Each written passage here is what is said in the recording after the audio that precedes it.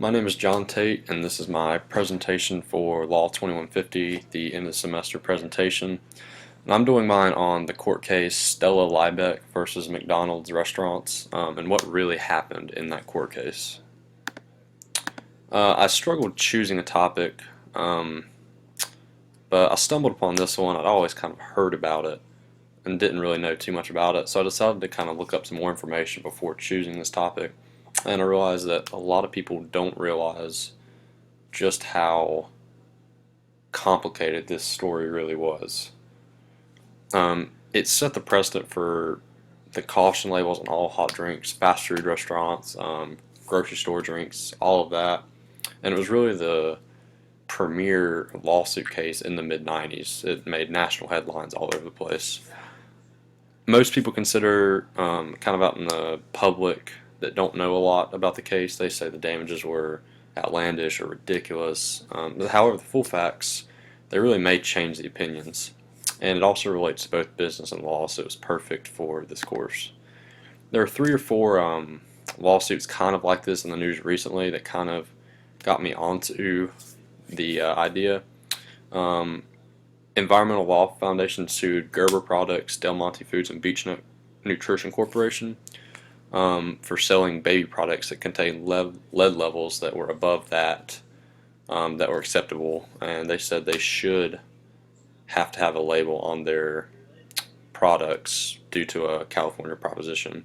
Also, the makers of Tylenol were forced to place a warning label on the top of their bottle cap amid lawsuits after like a ton of overdoses with that chemical there.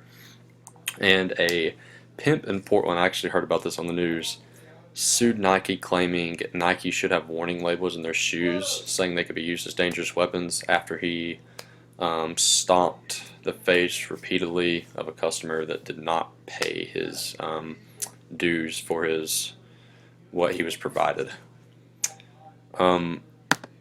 Moving on to the case itself, just the facts. The plaintiff was 79-year-old Stella Liebeck. She was in the passenger seat of her car. Many people believe she was driving when she spilled her coffee. That was not the case. Her grandson was driving, and she ordered the coffee from the McDonald's drive-through window. They went and parked the car. Miss Liebeck then attempted to take the lid off the styrofoam cup to add sugar and cream. As she did remove the lid, the coffee spilled onto her lap. This coffee was between 180 and 190 degrees, which is just unbelievably hot, scalding hot. And she was wearing sweatpants, which means this just soaked in and just kind of kept in all that heat and scalded the inside of her legs. She went to the hospital and she was diagnosed with third-degree burns on her inner thighs, her buttocks, and genital and groin areas. The burns also got so far inside her leg that they extended to her muscle, her fat, and even to her bones. She was hospitalized for 8 days, and she had skin grafting and debridement treatments. And for those of you that don't know what debridement treatments are, I'm going to pull it up. This is just the definition of it. It's the removal of unhealthy tissue from a wound to promote healing, and it can be done in a variety of ways. It's basically just trying to get all the deadly tissue out of the body. She was permanently disfigured, meaning her body was kind of never the same, and she was disabled for an entire 2 years after that. She could not walk or anything. She then, and a lot of people think she went straight in and just sued McDonald's, and that was not the case whatsoever. She asked McDonald's to simply just pay for her medical bills, which were just around $11,000, which isn't a lot for a major company like McDonald's, but they refused outright. She then asked them to pay $90,000 to cover medical expenses and pain and suffering, which is still not a lot for like a major company, worldwide company. And they counteroffered, kind of spit in her face, and said they'd give her $800, which covered almost nothing. So she proceeded to hire an attorney, obviously, and her claim was that the coffee was defective due to inadequate warnings on the cups. And before the trial, – Liebeck's attorney offered to settle for $300,000. They refused that. And then a mediator in the case before the trial offered a settlement of $225,000 beforehand, and they denied that as well. Once it got to trial, Liebeck had a very strong case. Evidence was overwhelming.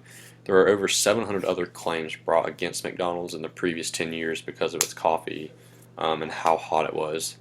And even with these claims, McDonald's never changed their policy or served their coffee at a cooler temperature.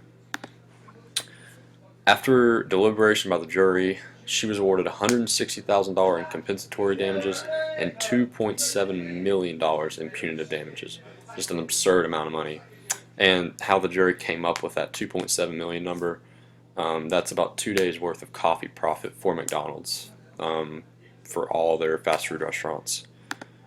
Looking at the case, I went through and looked at a lot of law reviews and secondary sources coming from many legal experts, and kind of the consensus was this was not just a petty or ridiculous lawsuit. In fact, she had every right to sue McDonald's and had a very strong case since they were so unsympathetic and stubborn.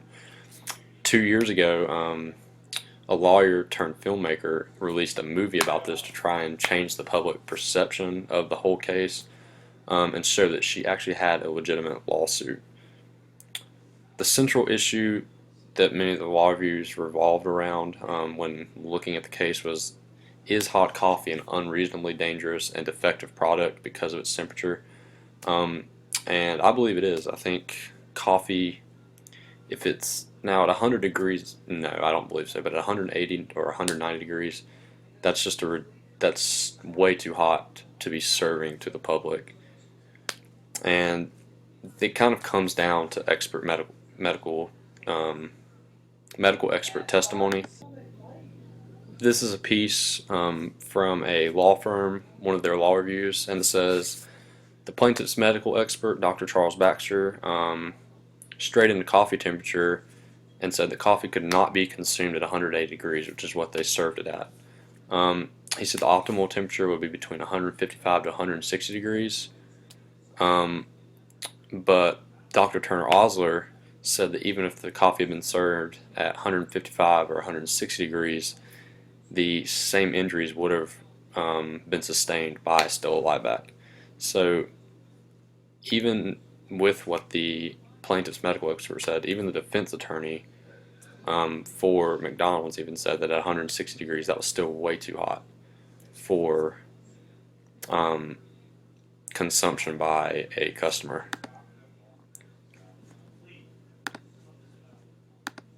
And after I read all this, I kind of came up with my own, what I gathered, and based on all the facts from the lawsuit, that I previously thought was ridiculous. This lawsuit was warranted as well as necessary. This needed to be done.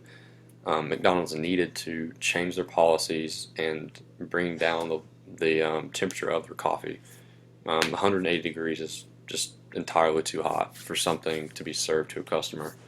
And I'm surprised it took as long as it did up until 1994 for someone to bring on a major lawsuit on McDonald's.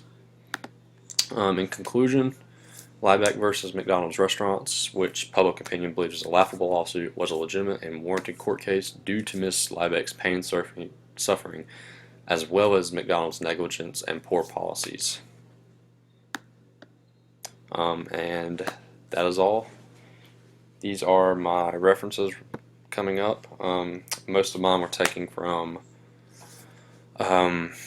scholarly sources and from many of the databases from the library website. Thank you all.